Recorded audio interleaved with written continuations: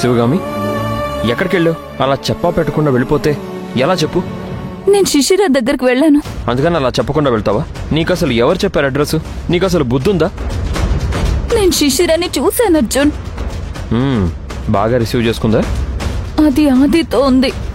ఆదితో చాలా ప్రేమగా ఉంది. ఆదినే ప్రపంచం అన్నట్టు ప్రవర్తిస్తుంది. నేను చెప్పింది అదే కదా.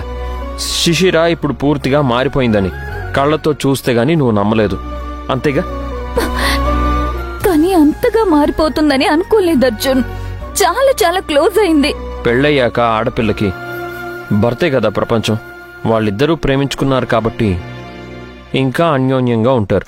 కానీ ఆదితో అలా ఉండడం నేను డైజెస్ట్ చేసుకోలేకపోతున్నాను. ఎందుకు డైజెస్ట్ చేసుకోలేకపోతున్నావు? చేసుకోవాలి.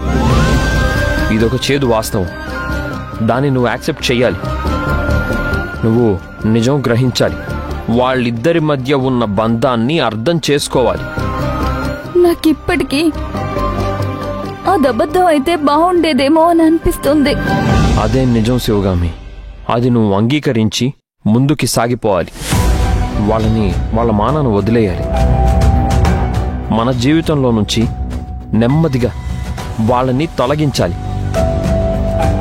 అది అంత ఈజీగా ఎలా సాధ్యమవుతుంది అర్జున్? శిశిరకి ఎలా సాధ్యమైంది? నీకు అలాగే సాధ్యం అవ్వాలి. నువ్వు అంగీకరించాల్సిన వాస్తవం ఇది. పోయి పోయి ఒక రాక్షసుణ్ణి ఎలా ప్రేమించింది శిశిర? నాకు దాని జీవితం తలుచుకుంటేనే భయంగా ఉంది. తనే అడ్జస్ట్ అయిపోయింది శివగామి. నువ్వు అడ్జస్ట్ అవ్వలేవా? ఎప్పటికైనా నిజాన్ని యాక్సెప్ట్ చెయ్యాలి. తనకి నువ్వు అవసరం లేదు, నీ కుటుంబము అవసరం లేదు. తను ఎప్పటికీ నీకు దగ్గర కాలేదు. So please calm down.